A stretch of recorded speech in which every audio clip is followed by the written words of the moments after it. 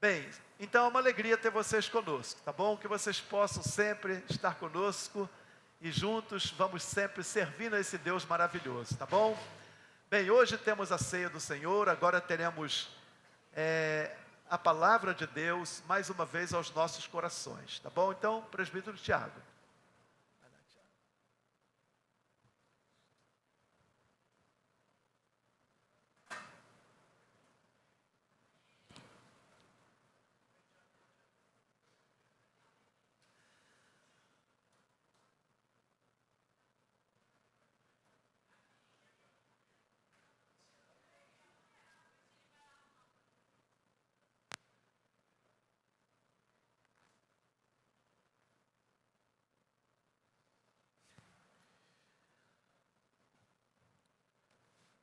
Boa noite, meus irmãos, a graça e a paz, amém? Amém.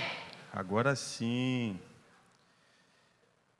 Quero convidar vocês, a cada um a abrir a sua Bíblia no Evangelho de Jesus, escrito por Mateus, no capítulo 6. Evangelho de Mateus, capítulo 6, versículos de 5 ao versículo 14.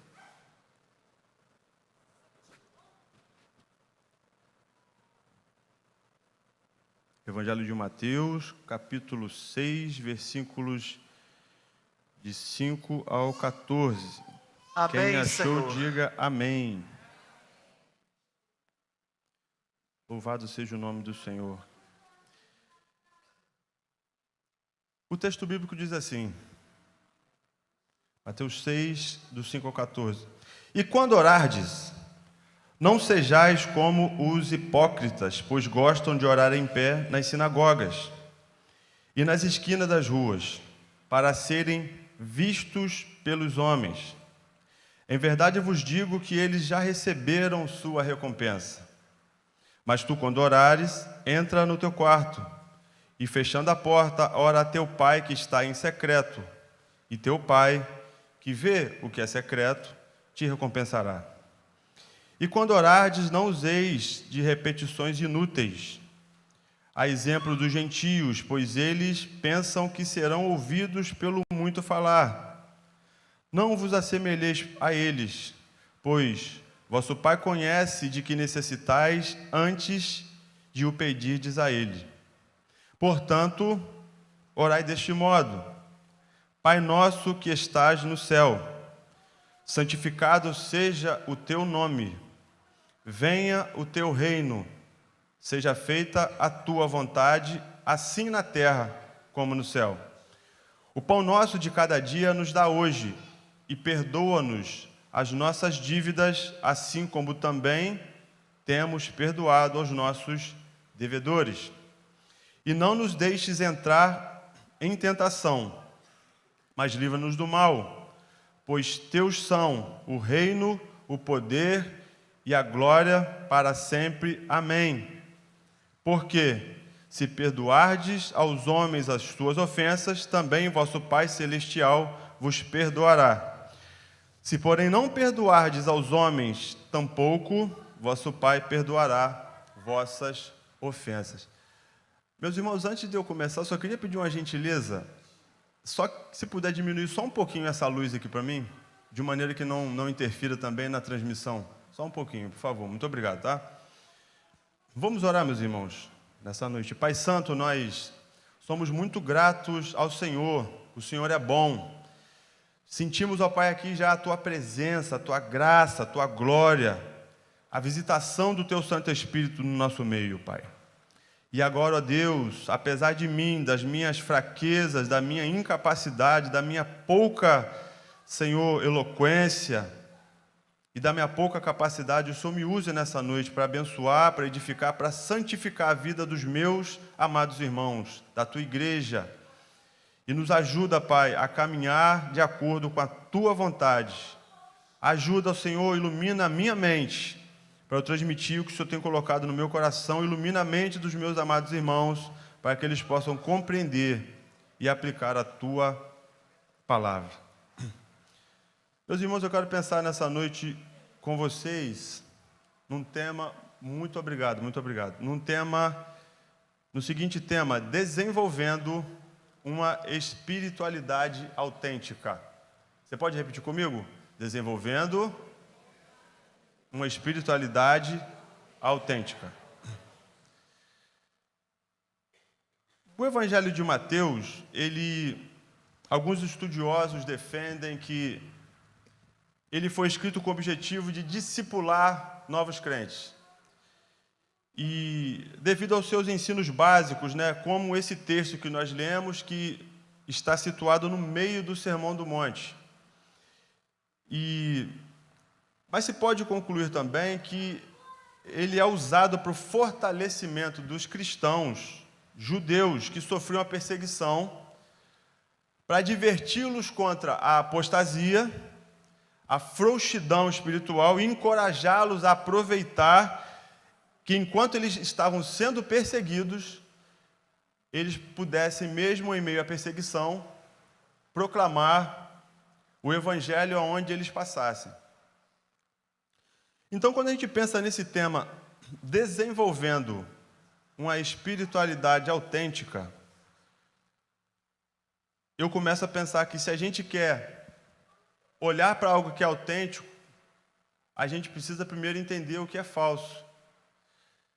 Hoje nós vivemos um tempo, eu acredito que isso seja bem antigo, mas hoje um pouco mais. Hoje você vai procurar uma roupa e você gosta de uma marca de roupa, uma marca que veste bem você tem que tomar cuidado para aquela roupa, principalmente hoje no advento da internet, dos marketplaces, de você comprar pela internet, você fica em dúvida: será que essa roupa que está com preço promocional, ela é original, ela é autêntica? Ou um relógio de uma marca legal, um relógio... Poxa, eu quero um relógio que talvez eu vi com um influencer. Aí isso é comum nos dias de hoje. Mas será que ele é original? Agora, como a gente... esses dias atrás me ofereceram um óculos escuro. Um rapaz falou que era da Europa, apareceu vendendo lá na nossa loja lá. E ele vendeu para o meu sócio.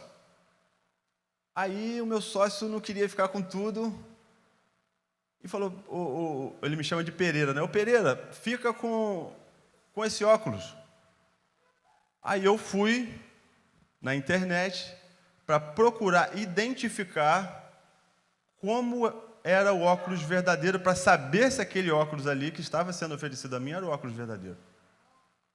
Então hoje nós vivemos nesse tempo difícil, que a gente quer pagar um preço baixo, mas nós não sabemos se aquilo ali é autêntico. E também tem a questão das réplicas, As réplicas, uma camisa tem a réplica de segunda linha. A réplica de segunda linha, geralmente, você consegue identificar mais facilmente. Mas também tem uma réplica de primeira linha. Aquela réplica de primeira linha, o material é melhor. Mais difícil identificar que ela não é autêntica. Mas ela não é autêntica, ela é uma réplica de primeira linha. E nesse contexto que nós vivemos, irmãos, isso também se dá na questão da nossa espiritualidade. E Jesus, o Sermão do Monte, Jesus ele está o quê? Está ensinando, tanto que a oração do Pai Nosso, Jesus não está orando. A oração do Pai Nosso, alguns chamam de oração do Senhor, alguns chamam de oração do discípulo, porque Jesus ele está ensinando os seus discípulos. Esse texto é um texto que faz um paralelo com Lucas capítulo 11, versículos de 1 a 4, no qual Jesus é pego orando por um de seus discípulos, e um de seus discípulos chega e fala com ele: mestre, ensina-nos a orar. Então esse texto Jesus está ensinando. Nós vemos aqui alguns aspectos que, nesse primeiro aspecto, Jesus ele quer mostrar a autenticidade de uma vida espiritual. E Jesus diz assim: e quando orardes, não sejais como os hipócritas. Jesus está começando a delimitar aqui. Você precisa saber identificar o que é uma réplica, o que é uma vida espiritual replicada, uma imitação de vida espiritual, uma vida espiritual não autêntica, uma falsificação. Algum tempo atrás o pessoal falava uma vida, associava a falsificação ao Paraguai, uma vida espiritual do Paraguai. E Jesus ele começa dizendo, olha, quando orardes não sejais como os hipócritas. E essa palavra é a palavra que é usada para aquela pessoa que era um ator, encenava peça teatral. Então, ela fingia ser uma pessoa espiritual, mas não era. E Jesus prossegue dizendo, olha, pois gostam de orar em pé, nas sinagogas e nas esquinas das ruas, para serem vistos pelos homens. Em verdade vos digo que eles já receberam sua recompensa. Então Jesus ele começa aqui a delimitar como a gente pode identificar a falsa espiritualidade. Se nós queremos viver uma vida espiritual autêntica, primeiro nós precisamos saber identificar uma vida espiritual do Paraguai, falsificada. E Jesus ele fala que aqueles homens eles são atores, eles encenam a vida espiritual. E esse contexto aqui, Jesus ele está explicando o seguinte, que aqueles homens tinham o hábito de orar 3 vezes ao dia, 9, meio-dia e 3 da tarde. E o judeu piedoso, ele parava o que ele estivesse fazendo para orar. Só que aqueles homens, eles gostavam de aparecer, então eles abaixavam a cabeça, espalmavam a mão para o céu e começavam a falar alguma oração que já era uma oração que já era ensaiada, uma bula, alguma coisa, um texto já decorado, não era uma oração espontânea. E começavam a viver aquilo. Então Jesus ele fala, olha, nós precisamos, aplicando para nós precisamos saber identificar uma vida espiritual falsa. Ao passo, irmãos, que é olhar para a vida de um hipócrita, olhar para a vida, para uma falsa espiritualidade, mas para aplicar na nossa vida uma vida espiritual verdadeira e autêntica. Não é para olhar para a vida da outra pessoa e falar, olha, você é um hipócrita, você é um fingido, você é um ator, você encena, você é do Paraguai. Não, é para olhar aquilo e aplicar na nossa vida. Porque Jesus está ensinando não aqueles hipócritas, ele está de longe apontando, mostrando para os seus discípulos onde está o erro, onde está o equívoco da vida daqueles homens. E Jesus prossegue dizendo, mas tu quando orares, entra no teu quarto e fechando a porta, ora teu pai que está em secreto, e teu pai que ouve o que é secreto, te recompensará. Quando a gente pensa na vida espiritual que ela não é autêntica, para nós identificarmos, eu preciso fazer 2 perguntas dentro desse texto aqui, para identificar essa vida espiritual que não é autêntica. A primeira pergunta é qual o objetivo daquela vida espiritual? Daquela pessoa, daquela vida espiritual ali, que está apresentando aquelas orações. E nós estamos aqui dentro de um texto, irmãos, capítulo 6 do Evangelho de Mateus, que trata das 3 obras principais do judaísmo, que era o jejum, a oração e as boas obras, a prática das esmolas. Isso um judeu religioso ele precisava fazer. E Jesus ele está falando aqui, pensando nesse texto, qual o objetivo dessa vida espiritual? Jesus ele está mostrando para nós o objetivo daqueles homens. E o objetivo daqueles homens era o quê? Era ser visto pelos homens. O objetivo daqueles homens não era alcançar o coração de Deus. Não era um objetivo de adoração, um objetivo de entrega da sua vida. O objetivo deles, daqueles religiosos ali daquela época, eles estavam querendo aparecer para os homens. Os homens os viam orando e admiravam eles. Olha, esses caras são gente que ora. Esses caras são gente religiosa. Esses homens são religiosos, autênticos. Porque aqueles homens não tinham o ensino de Jesus que estava ensinando a identificar a réplica. E nós vamos prosseguir aqui.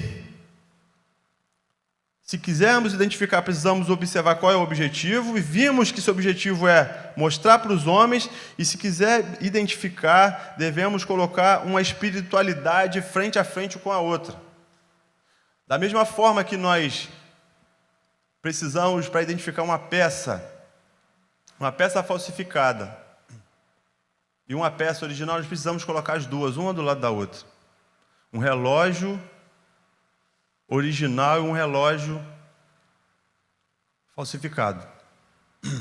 Vai ter uma diferença.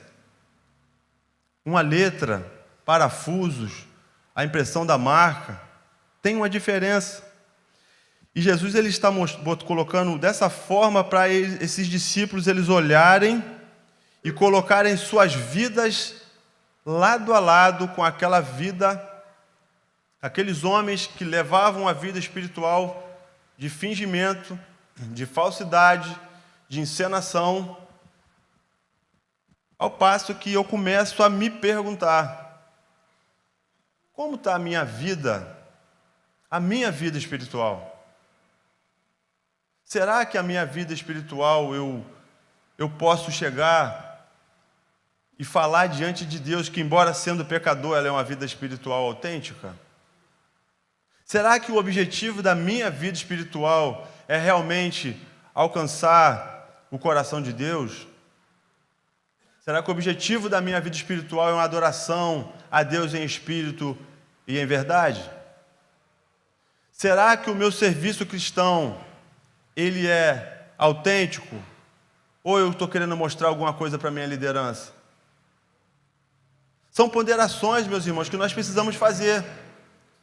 Porque alguns desses homens, desses religiosos lá do judaísmo, antes do advento de Jesus, muito bem, eles podem ter começado com um desejo sincero nos seus corações. Mas ao longo do seu tempo, do tempo de caminhada, eles podem ter se perdido em algum ponto da sua caminhada. E quando nós olhamos para esse texto, nessa perspectiva de encorajamento contra a apostasia, nós estamos vivendo dias difíceis, meus irmãos. A palavra que o pastor deu no início aqui é reflexo do tempo que nós estamos vivendo. Um tempo de apostasia, de esfriamento, de relaxamento, de frouxidão espiritual. Ontem conversávamos com um amigo e ele estava falando que aonde ele está congregando hoje, ele tem problemas semelhantes ao que nós temos passado aqui. Então, como nós temos medido a nossa espiritualidade? Qual tem sido o termômetro da nossa espiritualidade? E Jesus ele está dando aqui o termômetro. Ele está mostrando que o objetivo da vida espiritual que não é autêntica é ser visto pelos homens. E a segunda pergunta que nós precisamos nos fazer, a primeira é qual é o objetivo? O objetivo era ser visto pelos homens. Qual é a motivação da sua vida espiritual? Qual a motivação, qual era o que motivava, que era a impulsão da vida espiritual daqueles homens ali que Jesus estava olhando para eles e mostrando como um espelho para os seus discípulos? Acredito que todos aqui, antes de saírem de casa, viram os seus rostos no espelho. E o espelho mostra para nós algumas coisas que nós não queremos ver. O tempo está passando, começa a aparecer uma ruguinha, começa a aparecer um cabelo branco, o cabelo já foi embora, e por aí. Uma gordurinha ali no local que ele não deseja. E Jesus ele está colocando o seu povo, os seus discípulos, diante de um espelho e mostrando para eles ali. Qual é a motivação daqueles homens? A motivação daqueles homens era, para serem vistos pelos homens, em verdade vos digo que já receberam sua recompensa. A motivação daqueles homens era serem vistos pelos homens e serem louvados por eles, serem aprovados pelos homens que os viam exercendo as suas práticas religiosas. E Jesus ele garante, eles já foram recompensados. Porque a recompensa deles era o aplauso humano. A recompensa deles era o reconhecimento dos homens que passam pelas ruas. Eles estão querendo não alcançar o coração de Deus, mas estão querendo o quê? Alcançar o louvor humano. E isso é também uma coisa que nós precisamos avaliar. Qual tem sido o objetivo e qual tem sido a nossa motivação? São coisas que nós começamos a delimitar, a identificar se a nossa espiritualidade ela é uma espiritualidade original, de marca, autêntica, aprovada por Deus, ou se é uma espiritualidade, uma vida espiritual falsificada. Então prossigamos aqui. Agora, se nós desejamos desenvolver uma vida espiritual autêntica, e identificamos em primeira instância uma vida espiritual falsificada, que tem por objetivo ser vista e recompensada pelos homens a motivação, nós precisamos, quais são as características que esse texto nos mostra para desenvolvermos uma espiritualidade autêntica. E nós vamos observar aqui, precisamos, o primeiro aspecto, a primeira característica é que precisamos conhecer a Deus como nosso Pai. Jesus ele diz assim, versículos 6 e 8. Mas tu, quando orares, entra no teu quarto, fechando a porta, ora teu Pai, que está em secreto, e teu Pai, que vê o que é secreto, te recompensará. Note que também há uma recompensa. Versículo 8. Não vos assemelheis a eles, pois vosso Pai conhece de que necessitais antes de o pedirdes a Ele. Eu fiz uma pergunta para os adolescentes hoje, que o tema que os adolescentes falaram hoje era um tema justamente dentro dessa questão da oração. Pense comigo aqui.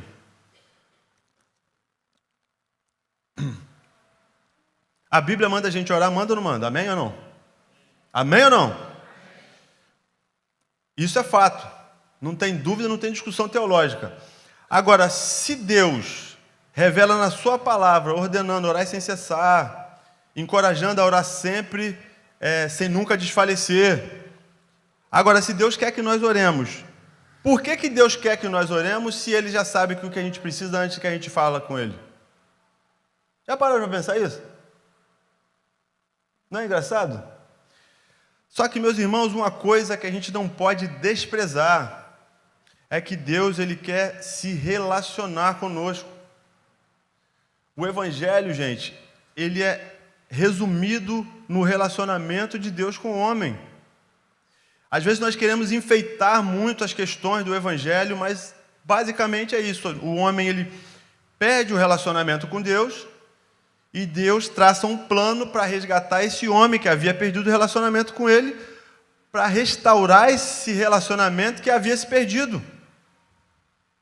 Lucas 15, parábola do filho pródigo. E nós vamos vendo no plano de redenção divino que o objetivo de Deus é restaurar um relacionamento, porque o homem se distanciou dele por causa do pecado. E Deus, mesmo sabendo das nossas necessidades, das nossas petições, da nossa súplica, antes de nós pedirmos a Ele, Deus nos ordena orar, para mantermos um relacionamento com Ele. Então, uma questão para nós desenvolvermos uma vida autêntica e sadia é conhecer a Deus como nosso Pai. No Novo Testamento, o Novo Testamento ele traz uma maior ênfase em Deus como Pai. No Antigo Testamento, por exemplo, Deus é chamado de Pai 11 vezes. No Novo Testamento são 155 vezes que Deus é chamado de Pai. Deus, gente, ele não é uma divindade que distante, inalcançável. Deus,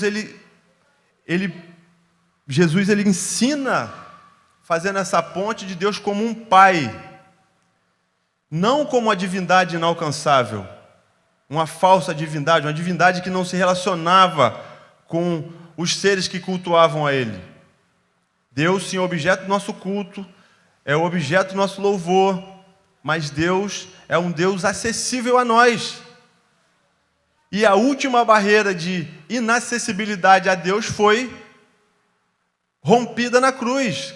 No ato da morte de Jesus, o véu se rasga de alto a baixo, liberando o acesso para que nós possamos desfrutar desse relacionamento com Deus, reconhecendo a Deus como nosso Pai. Então, precisamos conhecer a Deus como nosso Pai. Deus não é um ser distante. Eu não sei aqui quem é que fica aí 1 ano sem falar com seu pai, 1 semana, 2 semanas, com o pai vivo, tá, gente? Tem gente que não tem mais o pai terreno aqui. A gente fala com o nosso pai terreno. Sendo ele bom ou sendo ele não muito bom, a gente fala com ele. A gente procura ligar, procura saber notícia, procura desenvolver um relacionamento, mesmo que o nosso pai terreno tenha alguma divergência conosco e nós tenhamos alguma barreira de relacionamento. Nós, como cristãos, nós vamos lá buscar um relacionamento com o nosso pai. Agora, quanto mais o nosso pai celestial. E Jesus, ele está falando aqui, olha, entra quando orares. Por quê? Você vai orar. Entra no teu quarto, fecha a porta e desenvolve um relacionamento com o seu pai. E a Bíblia, além da salvação, a Bíblia vai mostrar que Deus, ele deu esse poder para nós de sermos chamados filhos dele. Evangelho de João, capítulo 1, ele veio para os que eram seus, mas os seus não o receberam, mas a todos quanto receberam, deu-lhes a prerrogativa de serem filhos de Deus. Gálatas, capítulo 4, eu quero ler aqui Gálatas 4 e 5. Olha, mas quando chegou a plenitude do tempo, Deus enviou seu Filho, nascido de mulher, nascido debaixo da lei, a fim de redimir os que estavam sob a lei, para que recebêssemos a adoção de filhos. Nós fomos adotados por Deus, fazemos parte da família de Deus. Então vamos desenvolver esse relacionamento conhecendo a Deus como nosso Pai. Deus não é um Deus tirano, que exigia, alguns deuses, né, de povos pagãos, exigia ofertas loucas, como crianças, né, o caso de Moloque, para que tivesse um culto aceitável. Não, Deus é um Deus que está acessível a mim e a você. Esse é o primeiro aspecto, precisamos conhecer a Deus como nosso Pai. O segundo aspecto é que a oração, ela é um meio de relacionamento com Deus, e esse relacionamento, ele é abrangente. E eu quero aqui enumerar algumas coisas aqui desse relacionamento. Lembrando, gente, que Jesus, ele está com a oração do Pai Nosso, que é uma oração modelo, que alguns chamam também de oração do discípulo. Ele está ensinando os seus discípulos a orar. Então, existem alguns aspectos aqui que nos remetem a um relacionamento abrangente. Olha, o primeiro aspecto, dentro da oração como um meio de relacionamento com Deus, é reconhecer que, embora seja nosso Pai, Ele é soberano e grandioso. E ainda assim nos dá o privilégio de falar com Ele e nos responder. Versículo 9, a parte A. Portanto, orai deste modo: Pai nosso que estais no céu. Ele é nosso Pai, mas Ele é o ser soberano, acessível, mas soberano sobre todas as coisas. O segundo aspecto aqui é viver de forma a não profanar o nome de Deus, reconhecer a sua santidade e desejar ser santo como Ele é. Efésios 5:1 e 1 Coríntios 11:1 vai falar que sede imitadores de Deus como filhos amados, e sede meus imitadores como eu sou de Cristo. Quando nós olhamos a santidade de Deus, nós devemos querer imitá-lo na sua santidade, na separação, na sua perfeição moral, na sua conduta, no seu caráter moral. Então, versículo 9, a parte B, diz assim: santificado seja o teu nome. Ou seja, Como é a oração modelo, Jesus ele está ensinando implicitamente os seus discípulos a desejarem viver em santidade. Terceiro aspecto, pelo fato de conhecê-lo de perto e desejar ardentemente a concretização do governo de Deus, pois ele é justo e vê a sua perfeita vontade. Versículo 10, venha o teu reino, a oração do Pai Nosso, e seja feita a sua vontade, assim na terra como no céu. Porque Jesus ele está o quê? Inaugurando o reino de Deus, e o reino de Deus ele remete ao governo de Deus. E onde há o governo de Deus, há justiça. Onde há o governo de Deus, não há corrupção. Por que nós oramos para que as autoridades constituídas da nossa nação sejam convertidas, se convertam? Por quê? Porque eles, reconhecendo o seu pecado, vendo, conhecendo a Deus, vão querer imitar o caráter de Deus e a justiça de Deus no governo. Então, o desejo nosso de uma vida espiritual, para desenvolver uma vida espiritual autêntica, deve passar pelo desejo ardente da concretização do governo de Deus, do reino de Deus. Tá? Mais um aspecto. Depender da provisão diária de Deus, nosso Pai, vivendo um relacionamento com Ele diário, versículo 11, o pão nosso de cada dia nos dá hoje. Então, essa oração, ela vai esse ensino, essa didática nessa oração aqui, vai remeter a nós que nós oramos todo dia. O pão nosso de cada dia nos dá hoje. Eu ganhei o pão de hoje. Amanhã, o pão nosso de cada dia nos dá hoje. Remete a um relacionamento diário com Deus, a não passar uma semana sem orar, a não passar uma semana a falar com o nosso Pai. E nós vemos que o povo de Deus ele experimentou isso aí, a provisão diária de Deus, até o período quando entraram na terra prometida, experimentaram o maná. Então, Jesus ele está ensinando os seus discípulos a depender da provisão diária de Deus. Um outro aspecto, entender que há perdão em Deus por meio de Cristo.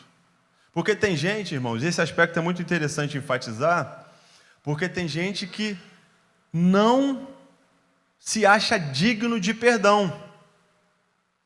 E às vezes a gente olha para a nossa miséria e realmente a gente não acha que a gente seja digno de perdão.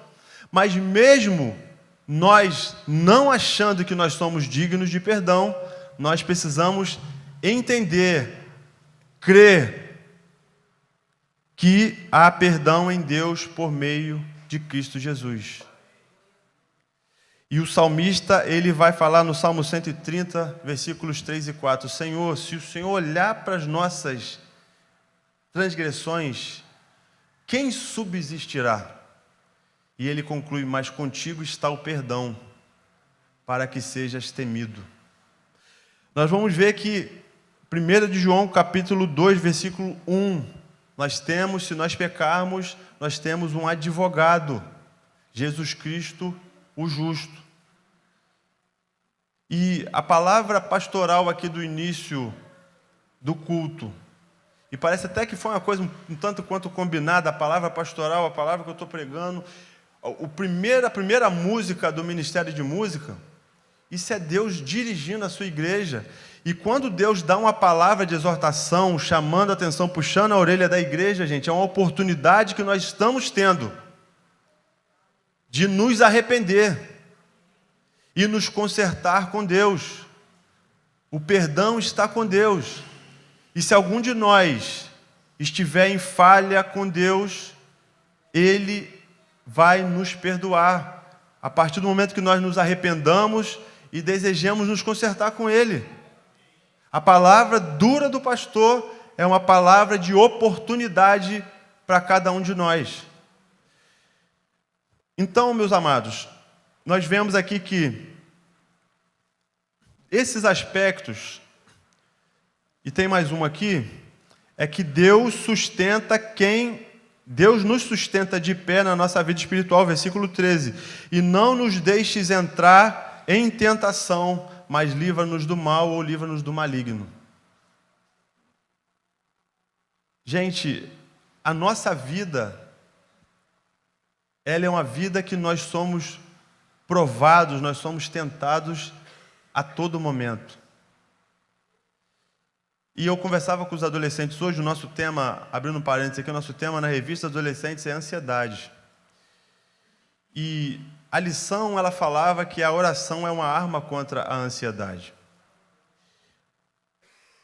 E quando nós olhamos o que Jesus está ensinando aqui, apontando para Deus como um pai, e a questão aqui que nós estamos falando de que Deus sustenta quem está de pé, nós precisamos ser sinceros para falar assim: Pai, eu estou à beira da queda. Me sustenta para que eu não caia. E me sustenta para eu não envergonhar o teu santo nome. Me sustenta porque conforme muitos já caíram, eu também estou sujeito a cair. Porque a minha carne quer uma coisa que é contrária à tua vontade para a minha vida. Nós precisamos ser sinceros. E eu falava com eles porque quando a gente olha para esse contexto do pai, de entrar no quarto, e o pai que vê o que é secreto, nós podemos falar tudo para o nosso pai. Nós podemos desnudar a nossa vida para o nosso pai, coisa que pai não sabe, pai terreno, que mãe não sabe, que irmão não sabe, que o pastor não sabe, que a liderança não sabe, é chegar lá e falar para ele: Pai, eu não sei nem como o Senhor me dá o privilégio de ser chamado teu filho. Eu estou quase caindo, meus pés estão quase vacilando. Nós olhamos para o Salmo 73, o salmista dos filhos de Asaf, ele falou: verdadeiramente bom é Deus, mas quanto a mim os meus pés quase vacilaram, porque ele começa, gente, a olhar a prosperidade dos ímpios e desejar a prosperidade dos ímpios e achar que não havia um julgamento para os ímpios. Até que ele chega na conclusão que ele entra no templo e enxerga o fim dos ímpios. E ele é um salmo que mostra a sinceridade do salmista dos filhos de Asaf diante de Deus. E essa sinceridade, gente, essa compreensão de ter Deus como nosso Pai, de ter a compreensão de desenvolver um relacionamento saudável e íntimo com Deus, nós precisamos ter a sinceridade de nos desnudar diante de Deus. Até porque a palavra diz que todas as coisas estão nuas e patentes aos olhos dele. É uma oportunidade para nós. Deus está dando uma oportunidade para nós que estamos aqui, e Deus está dando uma oportunidade para aquele que está nos ouvindo de casa, de nos arrependermos do nosso pecado, de ver onde foi que nós nos desviamos, porque bem pode ser que nós estejamos aqui, mas estejamos desviados. Isso é muito possível, gente. Bem pode ser que nós estejamos como a igreja de Corinto, cultuando aqui, fazendo coisas boas, mas com a motivação errada, como o apóstolo Paulo para de falar dos dons e fala do amor. Ainda que eu falasse as línguas dos anjos e dos homens, se não tivesse amor, seria como o símbolo que retine. Uma vida oca, uma vida vazia. Uma vida espiritual falsificada, não genuína. O apóstolo Paulo, ele encoraja aquela igreja para viver todos os dons, mas com a motivação correta, que era o amor. E Deus nessa noite está nos encorajando a viver uma espiritualidade autêntica, motivada pelo temor a Ele, pelo amor a Ele, motivada pela aprovação dEle, e não pelo louvor dos homens. E em terceiro lugar, a terceira característica, a primeira característica, a segunda característica é o relacionamento com Deus por meio de oração.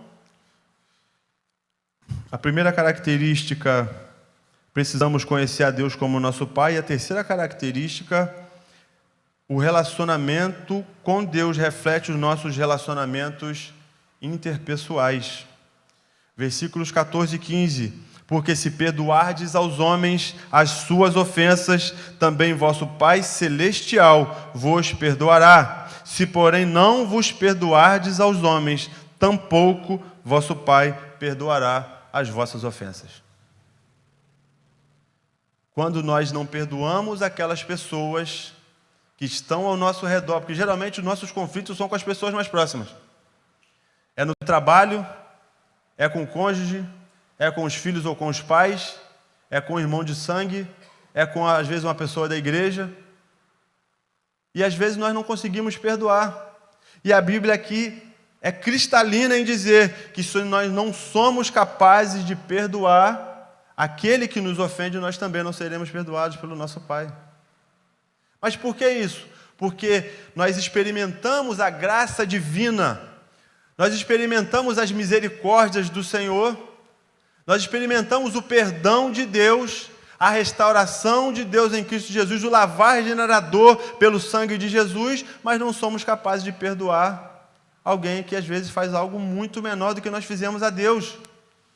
Porque às vezes nós consideramos o nosso pecado um pecado ínfimo e supervalorizamos a ofensa do irmão, do pai, da mãe, da pessoa próxima com relação a nós. E Deus, na sua palavra, nos confronta a nós perdoarmos. Eu quero abrir um outro parêntese. Quanto divórcio tem tido, irmãos, por falta de perdão? Quantas rusgas familiares tem havido por falta de perdão? E nós, como cristãos, temos que refletir o perdão de Deus nos nossos relacionamentos interpessoais.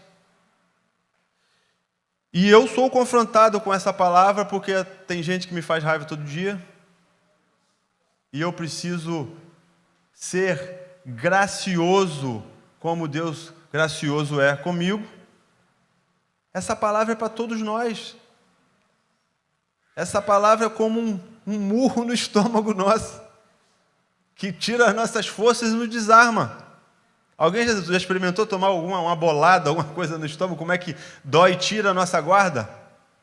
Desarma a gente. E nós precisamos nos consertar nesse sentido, para desenvolvermos uma vida espiritual autêntica. Amém? Eu quero que os nossos irmãos, que vocês coloquem de pé e saiamos refletindo o que foi falado aqui nessa noite. O que o Espírito diz a nós. Vamos orar nessa noite? Pai, nós ouvimos a Tua palavra. A Tua palavra, ela diz de si mesma que ela é cortante, ela é penetrante, semelhante a uma espada de 2 gumes.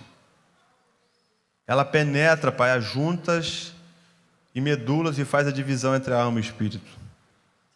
Ó Pai, que essa palavra tenha ido lá no profundo dos nossos corações. O Senhor sabe da minha incapacidade, mas eu creio piamente, Pai, no mover e no agir do Teu Espírito Santo, e eu creio piamente no poder, na operosidade da Tua palavra.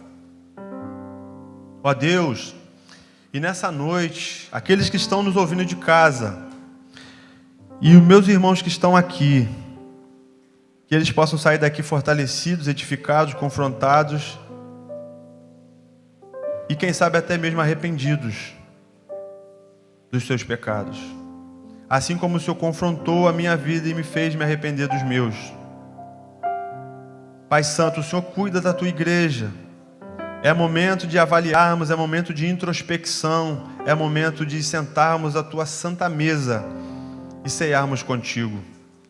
Por isso, ó Deus, nós não podemos andar desleixados, frouxos, desapercebidos e apostatados com relação à nossa vida espiritual.